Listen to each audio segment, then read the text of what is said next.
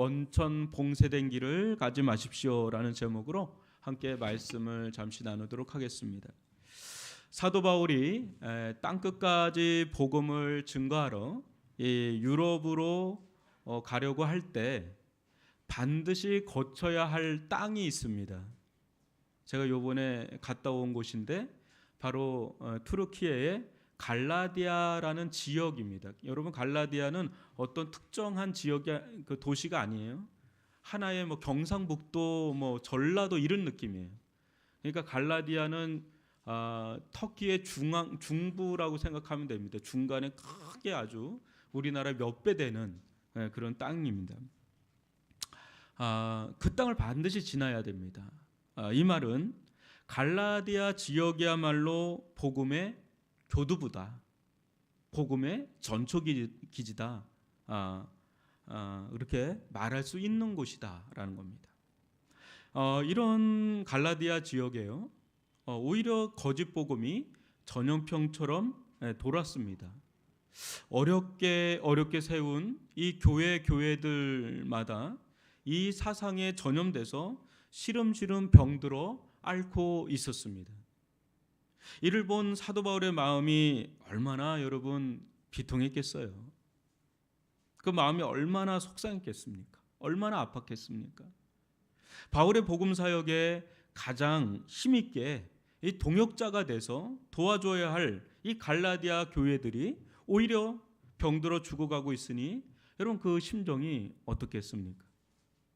아무것도 할 수가 없죠. 한마디로 발목이 꽉 붙잡힌 그런 상황입니다. 그러나 이를 통해 하나님은 놀라운 말씀인 갈라디아서를 세상에 보내주셨습니다. 갈라디아서처럼 여러분, 이 복음의 정수, 복음의 길을 가장 이렇게 잘 보여주는 말씀이 없을 정도로, 로마서와 쌍벽을 이룰 정도로 탁월한 말씀이 바로 갈라디아서인데, 이런 배경 속에서 이 말씀이 주어졌다라는 것이에요.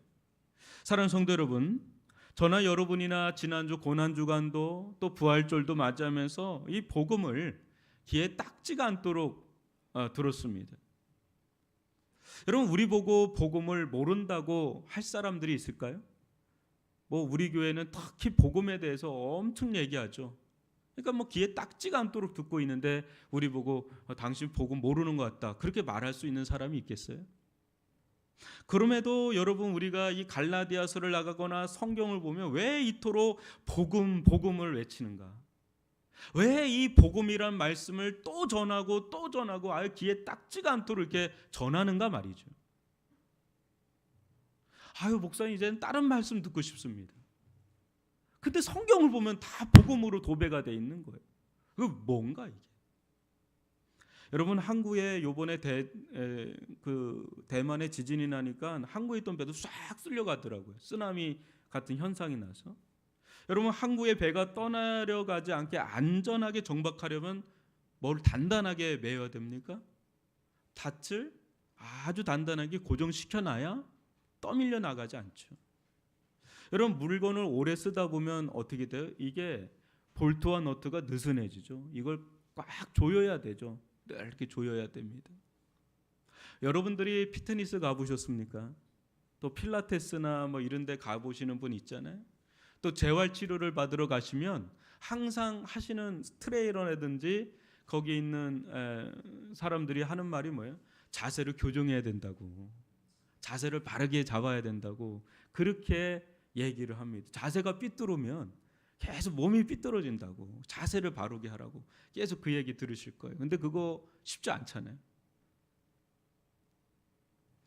끊임없이 자세를 여러분 바로잡고 교정하지 않으면 우리는 언제나 흐트러지고 자기 편한 대로 살기가 쉬운 자들이 바로 우리들입니다. 우리 영혼도 여러분 가만히 내버려 두면 저절로 성숙해지나요? 저절로 우리의 믿음이 자라나요? 저절로 우리가 영적이 되고 복음적이 될까요? 아니에요, 여러분. 오히려 우리는 세속화에 빠지거나 율법주의에 빠지기가 일쑤죠. 금방 세상적이어졌다가 어느 때는 굉장히 율법적이어졌다가 이렇게 되기가 일쑤인 자들이 우리예요. 끊임없이 복음의 너트와 볼트로 조여주고 교정해주지 않으면 흐트러지기 쉬운 자다 보니까 계속해서 복음을 전해주는 거예요. 우리의 몸뿐 아니라 우리 영혼도 잘 관리해야 되죠. 건강해야 되죠. 그러면 여러분 생과일 주스 마시듯이 이 복음의 생과일 주스를 잘 마셔야 됩니다. 그래서 여러분 이 갈라디아서는 우리에게 최고의 복음의 식단을 제공을 하는데, 오늘도 이 사도 바울이 얼마나 진수성찬으로 이 복음 진리를 우리들 가운데 배설해 주는지 잘 여러분 드시고 또 소화하셔서 여러분의 것으로 삼을 수 있기를 주님의 이름으로 축원합니다. 여러분 10절을 한번 보십시오. 무릇 율법 행위에 속한 자들은 저주 아래에 있나니 기록된 바 누구든지 율법책에 기록된 대로 모든 일을 항상 행하지 아니하는 자는 저주 아래에 있는 자라 하였습니다. 여러분 다른 복음을 따르고 있는 이 갈라디아 성도들에게 사도 바울의 극약 처방이 들어갑니다. 아주 특약 처방이 들어가는데 이 말씀을 보면 얼마나 매서운지 몰라요. 다시 한번 보세요. 무릇 율법 행위에 속한 자들은 어디에 있다고요? 저주 아래에 있나니. 여러분 사도 바울이 이 갈라디아서에서 유독 많이 쓰는 단어가 이 저주라는 단어예요. 여러분 얼마나 불편해요. 여러분들 가운데 제가 설교를 하는데 계속 저주받을 거다고 이렇게 하면 얼마나 듣는 입장에서 부담스럽고 불편합니까? 근데 갈라디아서에 정말 많이 씁니다.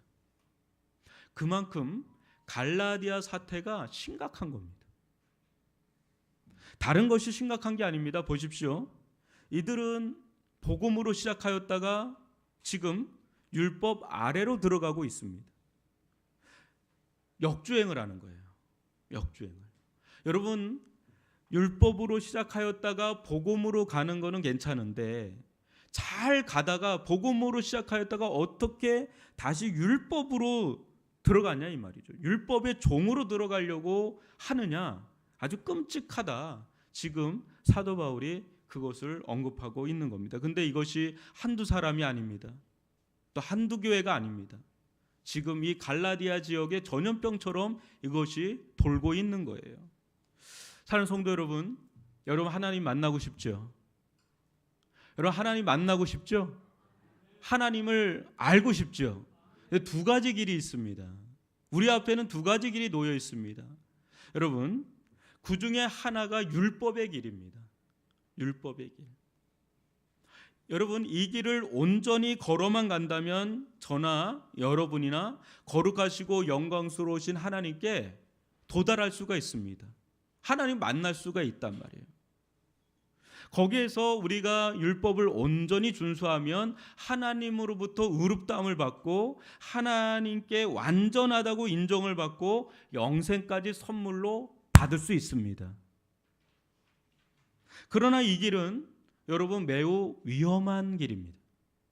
왜냐하면 사도 바울이 인용하는 신명기 27장 26절은 다음과 같이 우리에게 말씀하고 있기 때문인데요. 한번 들어보십시오. 이 율법의 말씀을 실행하지 아니하는 자는 저주를 받을 것이라 할 것이요 모든 백성은 아멘 할지니라. 사도 바울은 이를 보다 구체적이고 자세하게 풀어서 인용하고 있는데 다시 한번 그가 뭐라고 하고 있는지 한번 들어보십시오. 기록된 바 누구든지 율법책에 기록된 대로 모든 일을 항상 행하지 아니하는 자는 저주 아래에 있는 자라 하였습니다. 같은 말씀인데 좀 다르게 사도 바울이 풀어준 겁니다. 여러분 이게 무슨 말입니까? 율법의 길을 따라 하나님께 나아가려는 자들은 율법책에 기록된 그 모든 말씀을 어떻게 해야 돼요? 항상 순종해야 됩니다. 만약 그렇지 않고 만에 하나라도 실패한다면 그 실패한 율법의 저주 아래 있게 된다는 말씀이 바로 이 말씀입니다. 여러분 얼마나 끔찍한 말씀이에요. 내가 1000가지 만가지를 다 지키다가도 하나의 말씀을 어기면 그 말씀의 저주를 내가 받아야 된다는 거예요. 얼마나 곤욕스럽고 얼마나 두려운 말씀입니까? 여러분, 우리 중에 하나님의 말씀을 1.1획도 실패함이 없이, 부족함이 없이 온전히 완전히 순종할 수 있는 자 있습니까? 없죠. 만약에 이 자리에서 저요라고 이렇게 손을 들고 이야기를 하는 분이 있다면 그분은 죄송하지만 그 말하는 순간에 거짓말쟁이로 들통이 날 겁니다. 여러분, 요한 1서 1절로 8절을 교독으로 읽어보겠습니다. 만일 우리가 죄가 없다고 말하면 스스로 속이고 또 진리가 우리 속에 있지 아니할 것이요. 만일 우리가 우리 죄를 자백하면 그는 미쁘시고 의로우사 우리 죄를 사하시며 우리를 모든 불의에서 깨끗하게 하실 것이요. 만일 우리가 범죄하지 아니하였다 하면 하나님을 거짓말하는 이로 만드는 것이니 또한 그의 말씀이 우리 속에 있지 아니하니라. 아멘. 율법의 길은 무엇입니까? 하나님께 갈 수 있는 길이긴 길이죠. 그러나 우리의 절망스러운 상태로 원천 봉쇄된 길입니다. 누울 자리를 보고 다리를 뻗으라는 말이 있죠. 근데 뻔히 가지도 못하는 길을 간다면 얼마나 어리석겠습니까? 지금 사도 바울이 갈라디아 성도들에게 그런 거예요. 너희들은 지금 가지도 못하는 길을 지금 가려고 하는구나. 어리석은 자다. 누울 자리를 보고 다리를 뻗어야지 하는 거죠. 사도 바울을 통해 복음으로 제대로 잘 시작을 했죠. 근데 이상하게 가지 말아야 할 길을 지금 가고 있어요. 여러분, 길을 가다 보면 사고가 날 수 있으니 폐쇄된 길입니다. 돌아가십시오. 뭐 이런 이정표가 있다고 하는데 그 빨간 표지판을 다 어기고 기어코 거기로 간다면 어떤 일이 일어나겠어요? 낙석이 일어나거나 뭔 일이 일어날 수 있는 길이죠. 어리석은 자죠. 지금 갈라디아 성도들 가운데는 그냥 빨간불이 번쩍번쩍하고 그냥 사이렌이 막 울리고 있는데도 가지 말아야 될 길인 율법의 길을 지금 가고 있으니 지금 사도 바울의 마음이 너무나 고통스러운 거예요. 예, 사도 바울이 율법으로 말미암은 길에 대해서 다시 한번 무엇이라고 하는지 여러분 11절과 12절을 교독으로 또 읽어봅니다. 또 하나님 앞에서 아무도 율법으로 말미암아 의롭게 되지 못할 것이 분명하니 이는 의인은 믿음으로 살리라 하였습니다. 율법은 믿음에서 난 것이 아니니 율법을 행하는 자는 그 가운데서 살리라 하였느니라. 예, 여러분, 하나님은 아셨던 거예요. 아무도 율법으로 말미암아 의롭게 되지 못할 것을 하나님은 아셨습니다. 만약 그럼에도 율법으로 하나님 앞에 의롭다 인정받고 싶은 이들이 있다면 그 자는 율법을 행함으로 살리라. 율법을 행함으로 충분히 살 수 있습니다. 이 길은 길이긴 길이지만 매우 위험한 길이라 수없이 많은 사람들이 시도했지만 다 죽어 나자빠진 길이거든요. 여러분, 그럼에도 불구하고 예나 지금이나 수많은 이들이 이 길을 찾고 또 찾습니다. 여러분, 이 세상에는 기독교뿐 아니라 불교도 있고요, 또 힌두교도 있고 이슬람교도 있죠. 우리보다 이들은 어떤 면에서는 더 자기들만의 율법을 세워놓고 기준을 세워놓고 그것을 지키면 영생복락을 누릴 거라고 생각해서 그렇게 거기에 종속돼서 살아갑니다. 여러분, 불교는 어떻죠? 우리가 이렇게 살면 부처님과 같이 열반의 경지에 올라갈 수 있다라고 생각을 하죠. 그렇게 설파를 합니다. 또 힌두교, 인도에 가니까요, 정말 힌두교인, 거의 다 힌두교인입니다. 그들은 이렇게 하면 신이 될 거라고 생각을 해요. 엄청 신이 많더라고요. 신이 정말 많아요. 신이 될 거라고 생각해요. 이슬람교는 어떻죠? 이슬람교는 이렇게 살면, 심지어 자살 테러를 하면 그들은 천국의 상석에 앉을 거라고 믿습니다. 그렇게 해서 그렇게까지도 삽니다. 그 사람들은 대단한 사람들입니다. 우리는 하루에 몇 번 기도하는지 모르지만 여러분, 터키를 가니까 하루에 5번 기도해요. 엥 소리가 나요. 계속 뭐 이상한 소리 나요. 이슬람교가 그래요. 그러니까 이들의 고행이나 이들의 수행을 보면 우리보다 더 탁월한 점들이 많아요. 다 뭐예요? 그렇게 뭔가를 해서 어디에 도달하겠다라는 그런 생각 속에 있는 거예요. 굉장히 여러분 어떤 면에서 매력을 느낍니다. 여러분 신천지에 왜 빠지겠어요?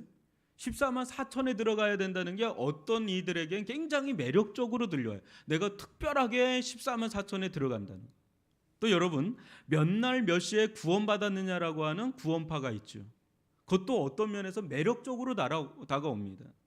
또 토요일에 공예배를 드려야 한다는 안식교도 어떤 점에서는 매력적으로 다가옵니다. 여러분 율법적인 게 때로는 매력적으로 다가옵니다. 여러분 이단 사상뿐 아니죠. 율법의 사고가 교회 내에서도 여러분 어떻습니까? 어떤 분들은 교회에서 차라리 이렇게 하면 된다는 게 더 좋겠다 이렇게 이야기하는 분들이 있어요. 믿음으로 구원받는다는 것이 너무 어렵게 여겨지기 때문에 그래요.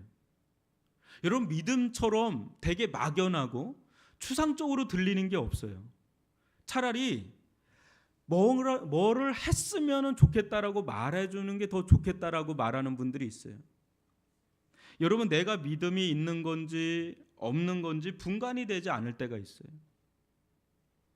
내가 이 모양 인꼴로 사는 거 봐서는 믿음이 있는 것 같지도 않고 또 없는 것 같지도 않고 저 사람 정도 되면 믿음이 참 좋아 보이는데 그렇게는 또 못 살 것 같고 그래서 교회를 나오면 나올수록 주눅 들고 헷갈리고 막 고민이 되는 거예요. 차라리 이렇게 했으면 좋겠다. 이렇게 하면 안 된다. 그러는 게 차라리 속이 더 편하다. 믿음이란 말처럼 그렇게 추상적으로 들리는 게 없다. 이렇게 말하는 분들이 왕왕 계세요. 여러분은 어떻습니까? 여러분 우리가 어떻게 해야 구원을 받죠? 어떻게 해야 하나님께 의롭다함을 받을 수 있죠? 그리고 그것을 어떻게 확인할 수 있죠? 여러분 날마다 새벽기도 나오면 되는 것입니까? 그럼 여기 계실 분도 거의 없을 것 같은데. 어떤 직분을 받으면 됩니까? 한 목사 직분 정도 받으면 천국에 따놓은 당상이 되는 건가요? 누구보다 헌금을 많이 하면 그럼 되는 것입니까? 한 1,000만 원 내면 구원받고 한 1억 내면 천국의 상속을 얻을 수 있다. 그러면 좀 편할 것 같아요. 어떤 면에서는. 그렇지 않아요? 깔끔하잖아요. 딱 떨어지잖아요. 여러분 봉사를 어느 정도 하면 될까요? 저분 정도? 저분 정도? 주일 예배 단 한 번도 빠지지 않으면 되는 것입니까? 차라리 어떤 분들은 이렇게 얘기를 해주면 이게 더 편하겠다. 그럼 내가 그렇게 살면 되니까. 여러분 믿음이 없이도 목사가 될 수 있습니까?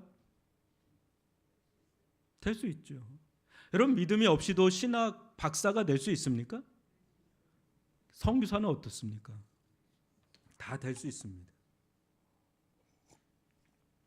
여러분 우리가 알아야 할 것은 이것입니다. 하나님께 나아갈 수 있는 두 가지 길이 있는데 한 길은 율법의 길인데 이 길은 완전히 봉쇄됐다는 거예요. 여러분 우리가 오해하지 말아야 할 것이 있는데 율법은 그런 문제가 있느냐? 문제는 없어요. 뭐가 문제냐면 율법을 행하는 우리들이 문제예요. 우리의 상태를 꽤 괜찮게 생각하는 분들이 계세요. 여러분 율법의 길을 가는 자들은 자신의 상태를 잘 모르는 자들입니다. 남들보다 상태가 좋은 자라고 여기는지 모르겠지만 우리는 하나님 앞에서 영적으로 도덕적으로 완전 파산된 자들입니다. 간혹 도덕적으로 훌륭한 분들이 계시는데 이런 분들이 예수를 믿기 가장 어려운 이유 중에 하나는 예수의 필요성을 느끼지를 못하기 때문에 그래요. 왜냐하면 내가 좀 괜찮으니까. 그만큼 자신을 믿죠. 여러분 바울도 이런 범죄에 있던 사람 아닙니까? 누구보다 율법적으로 도덕적으로 흠이 없이 살려고 했던 분이죠. 그러나 부활하신 예수 그리스도를 만나고 나니까 자기가 얼마나 누더기와 같이 더럽고 추한 자인지를 뼈저리게 깨닫게 되었죠. 여러분, 어떤 분 앞에 서면 왠지 부끄러울 때가 있는 분들이 있어요. 인생을 고매하게 사신 분, 아주 탁월하게 훌륭하게 사신 분들 앞에 서면 왠지 모르게 주눅 들고 부끄러울 때가 있어요. 그런데 여러분, 이런 사람하고는 비교도 되지 않는 하나님 앞에 서면 여러분, 우리가 얼마나 형편이 없는 자인지 거기서 백주대낮에 우리가 벌거벗은 것처럼 하나님의 영광의 직사광선을 쬐면 그 앞에 설 자가 과연 누가 있겠습니까? 사는 성도 여러분, 율법의 길을 가는 자들은 하나님을 믿는 자들이 아니라 어줍지 않은 자기의 행위를 믿는 자들입니다. 열심히 바르게만 살면 될 것 같아서 사는데 이런 자들이 빠지는 함정은 하나님의 말씀의 범위를 제한하고 있다는 것입니다. 여러분, 하나님의 말씀이 얼마나 강범위한지 아시죠? 여러분, 십계명은 그 중에 한 부분에 불과합니다. 성경에 하나님의 말씀이 얼마나 강범위하게 우리들 가운데 들어오는지 몰라요. 그 중에 한 말씀도 우리가 어기지 않고 다 순종해야 되는 게 율법의 길인데 과연 어느 누가 하나님의 이 말씀을 다 순종해서 갈 수 있겠습니까? 여러분, 사랑과의 관계에서도 관계가 어그러지면 감당하기 어려울 때가 있잖아요. 부부 사이가, 또 여러분들 누군가 사이가 틀어지면 그 감내하기가 버거울 때가 있잖아요. 근데 우리가 하나님과의 관계가 어그러지면 어떻겠어요? 그 하나님과의 관계가 어그러져서 하나님의 저주가 우리들 가운데 임하고 있으면 그거를 감당할 수 있는 자가 과연 누가 있겠습니까? 어느 누가 있겠어요? 그래서 사도 바울은 경고하는 겁니다. 하나님 앞에서 아무도 율법으로 말미암아 의롭게 되지 못할 것이 분명하니, 그 앞에 설 자가 없다는 거죠. 여러분, 하나님께 나아갈 수 있는 또 다른 길이 있습니다. 하나님은 우리의 절망스러운 상태를 아시고 율법의 길을 가지 못하는 것을 아시고 또 다른 길을 내셨습니다. 여러분, 강릉에 간다 그러면 몇 가지 길이 있겠지만 대표적으로 어떤 길이 있겠어요? 고속도로로 쭉 가는 길이 있겠죠. 지금은 이제 속초나 강릉이나 고속도로가 잘 뚫려서 터널이 뚫려서 이제 가기가 빨라졌죠. 근데 제가 어렸을 때만 해도 대관령을 넘었던 기억이 납니다. 꼬불꼬불하면서 그 대관령 국도를 넘었던 기억이 있어요. 그 길이 있고 그냥 고속도로로 쭉 가는 길이 있고 두 가지 길이 있다면 여러분 어떤 길을 가겠어요? 대부분은 그 대관령의 산자락을 보고 싶지 않는다면 대부분은 하이웨이를 갈 겁니다. 여러분, 우리가 하나님께 가는 두 가지 길이 있는데 하나는 율법의 길이에요. 근데 이 길은 여러분 원점 봉쇄됐어요. 율법이 문제가 아니라 우리가 그걸 할 수 있는 능력이 안 돼요. 근데 하나님께서 또 다른 길을 내셨으니 바로 복음의 길인 줄 믿습니다. 여러분, 이 부분부터 잘 들으시고 따라오셔야 합니다. 한번 잘 보십시오. 여러분, 우리가 구원을 받으려면, 하나님으로부터 영생을 받으려면 어떻게 해야 되죠? 하나님의 말씀을 다 순종하셔야 됩니다. 여러분, 우리가 하나님의 말씀을 단 하나라도 어기면 여러분 구원을 받을 수가 없고 영생을 얻을 수가 없습니다. 그러나 우리는 죄로 말미암아 온전히 이 길을 갈 수 없지요.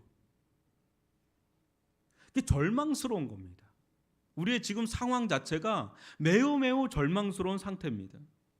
이런 우리들에게 기쁜 소식이 들려옵니다. 천상으로부터 하나의 소식이 들려오는데 그 소식이 무엇이냐면 죄 없으신 하나님의 아들 예수 그리스도가 우리와 같은 몸을 입고 이 땅에 오셨다라는 성탄의 복음이 들려옵니다. 성육신의 복음이 들려옵니다. 그런데 또 하나의 소식이 들려오는데 그 소식이 무엇이냐면 사람이 되신 예수가 하나님의 말씀, 하나님의 모든 율법을 다 순종하셨다라고 하는 그 순종의 복음이 들려옵니다.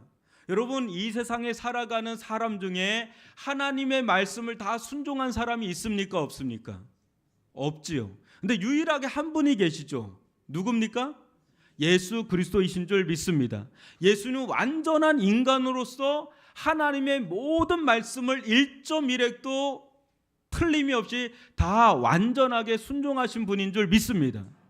이걸 우리가 믿는데 또 하나의 소식이 막 들려옵니다. 어떤 소식이냐면 놀라운 소식인데, 이 예수를 믿는 자들에게 예수께서 순종하신 이 완전한 순종을 선물로 주겠다는 거예요. 우리가 한 게 아니라 누가 한 거예요? 예수님이 하신 순종을 누구에게요? 믿는 자들에게 이것을 선물로 주겠다는 소식이 들려옵니다. 더군다나 이렇게 율법을 완전히 순종하신 예수님께서 십자가에 죽으셨다는 이해할 수 없는 십자가의 복음이 또 들려옵니다. 여러분, 예수님은 하나님 말씀을 다 순종하셨습니까? 순종하지 않았습니까? 순종했다 그랬죠. 그러면 사셔야 되는데 왜 죽었습니까? 왜 죽었어요? 여러분, 그것을 13절에서 이야기하고 있는데 13절 보세요. 그리스도께서 누구를 위하여? 우리를 위하여 저주를 받은 바 되사 율법의 저주에서 우리를 속량하셨으니 기록된 바 나무에 달린 자마다 저주 아래에 있는 자라 하였음이라. 여러분, 무슨 말이죠? 하나님의 모든 율법을 완전히 순종하신 예수님께서 율법의 저주를 받을 필요가 없는 유일하신 분이 율법의 저주까지 받으셨어요. 왜요? 자신 때문입니까? 아니죠. 누구 때문이죠? 우리를 위해서 그러신 것입니다. 여러분, 예수님의 순종도 우리 것이고 우리가 받을 저주는 누구의 것으로 된 거예요? 예수님의 것으로 된 거예요. 이게 은혜죠. 근데 여기서 더 나아가죠. 하나님은 이 예수님을 기쁘게 여기셔서 어떻게 하셨어요? 무덤에서 살리셔서 부활시키셨죠. 여러분, 이 부활은 지난주에 단순한 부활이 아니라고 했습니다. 이 부활은 다시는 죽음이 역사할 수 없는 완전한 생명, 영생이라고 했습니다. 영생은 하나님과 끊을 수 없는 영원한 생명의 교통입니다. 그런데 이 생명 또한 누구에게 줬다는 거예요? 예수를 믿는 자들에게 줬다라는 게 복음의 길입니다. 여러분, 잘 들어보세요. 예수 그리스도로 말미암아 하나님의 말씀을 모두 순종한 자가 되어버린 것이 우리들입니다. 예수로 말미암아. 우리가 순종한 게 아니라 예수가 순종했는데 이 예수의 순종이 우리의 순종이 됐다는 거예요. 누구에게요? 믿는 자들에게. 또 예수 그리스도로 말미암아 모든 율법의 저주가 누구에게 넘어갔어요? 예수님에게 넘어갔어요. 어떤 자들에게? 예수를 믿는 자들에게. 또 예수 그리스도로 말미암아 의롭다 함을 받은 자들에게 하나님은 예수의 부활 생명을 선물로 주셨습니다. 누구에게요? 예수를 믿는 자들. 두 가지 길이 있다 그랬죠. 하나는 율법으로 말미암아서 여러분이 성취하는 길이 있고요. 하나는 예수님이 다 성취한 거를 선물로 받아서 하나님께 당도하는 길이 있어요. 그게 복음의 길입니다. 이 두 가지 길이 있습니다. 이 두 가지 길 중에 가부간에 선택하라는 거예요. 여러분, 어떤 길을 선택하겠어요? 복음의 길을 선택하시기를 바랍니다. 여러분, 이 선물을 받은 자들에게 어떤 일이 일어나는지 14절을 보십시오.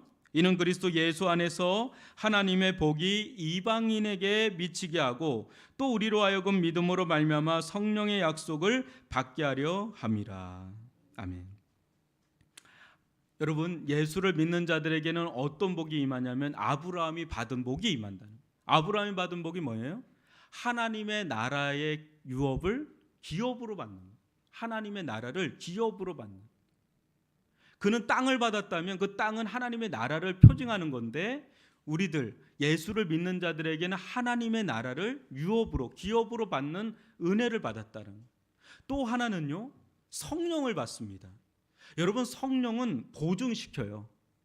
너희들이 구원받았다는 것을 확신시켜주는 게 뭐냐면 성령이신데 예수를 믿는 자들에게 그 마음 가운데 뭘 줘요? 성령을 주셔서 우리로 하여금 예수님으로 말미암아 구원받았다는 확신을 심어주는 은혜를 누리는 것이 바로 성령을 받는 겁니다.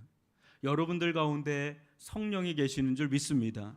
여러분들 가운데 계시는 성령님은 여러분들에게 말을 합니다. 너는 구원받은 하나님의 자녀라고. 사랑받는 하나님의 자녀라는 것을 우리에게 확신시켜 주는 것이 바로 성령이십니다. 이 놀라운 복음을 우리들 가운데 허락을 하신 거예요. 여러분, 우리가 한 것은 죄짓는 것밖에 없죠. 우리는 너무나 절망스러운 상태에 놓여 있는 자들입니다.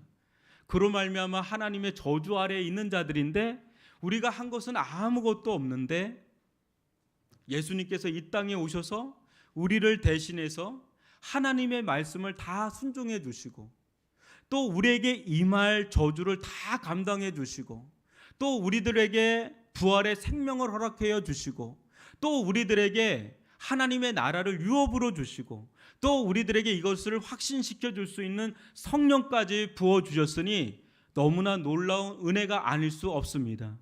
이 복음의 길이 여러분들 앞에 하이웨이처럼 고속도로처럼 놓여 있으니 이 길을 따라갈 수 있기를 바랍니다.